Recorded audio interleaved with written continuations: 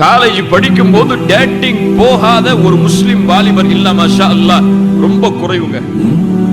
அவர்களிடத்திலே சென்று கேளுங்கள். உங்கள் பிள்ளைகளிடத்திலே நீங்கள் நெருக்கமான பழக்கம் உள்ளவர்களாக இருந்தால் கல்லூரிகளில் ஆண்களும் பெண்களும் என்ன செய்கிறார்கள் என்று தனிமையில் கேட்டு பாருங்கள், தெரியும்.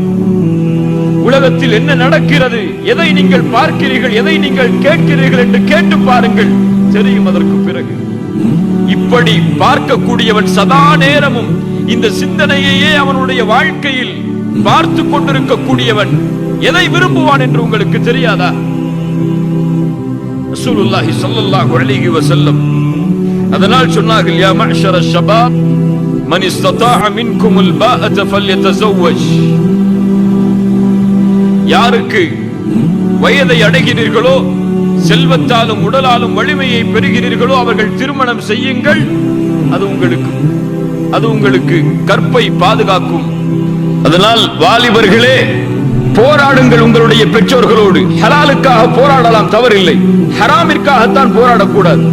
ஹலாலுக்காக எதையும் தியாகம் செய்யலாம். வல்லதீன ஜாஹது ஃபீனா லனஹ்தியன்னஹும் சுபுலனா. அல்லாஹ் கூறுகிறான், எம்முடைய வழியில் யார் முயற்சி செய்கிறார்களோ, போராடுகிறார்களோ அவர்களுக்கு எம்முடைய வழிகளை நாம் திறந்து வைப்போம். ஹலாலில் நீங்கள் முயற்சி செய்தால் அல்லாஹ் ரப்புல் ஆலமீன் அந்த வழியை திறந்து வைப்பான். உங்கள் பெற்றோர்களோடு போராடுங்கள்.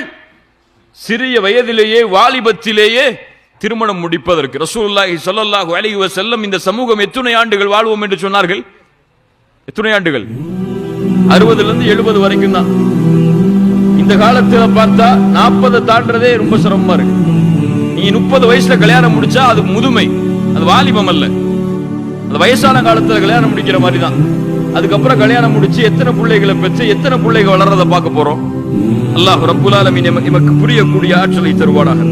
கண்ணியத்துக்குரியவர்களே, ஹலாலில் இந்த சமூகத்தை வார்த்தெடுப்பதற்கு அவசியம் அவசர திருமணம். ஆண்களுக்கும் சரி பெண்களுக்கும் சரி, வயதை அவர்கள் அடைந்து விட்டால், செல்வத்தாலும் உடலாலும் சக்தியை பெற்றுவிட்டால், பெற்றோர்கள் மீது பெண்களாக இருந்தால் பெண்களுடைய பெற்றோர்களாக இருந்தால் அவர்கள் மீது கடமை, வாலிபர்களாக இருந்தால் உங்கள் மீது கடமை திருமணம் முடிப்பது. கடமை, வாஜிபது. சக்தி இருந்ததற்கு பிறகும் திருமணத்தை தாமதப்படுத்தி ஒருவன் தவறான பழக்கத்திலே செல்கிறான் என்றால் அது ஹராம். அவன் வாஜிபை தவறவிடுகிறான், அல்லாஹ்வின் சட்டத்தை தவறவிட்டதாக ஆகிவிடும். அல்லாஹ் ரப்புல் ஆலமீன் நம்மை சீர்படுத்துவானாக.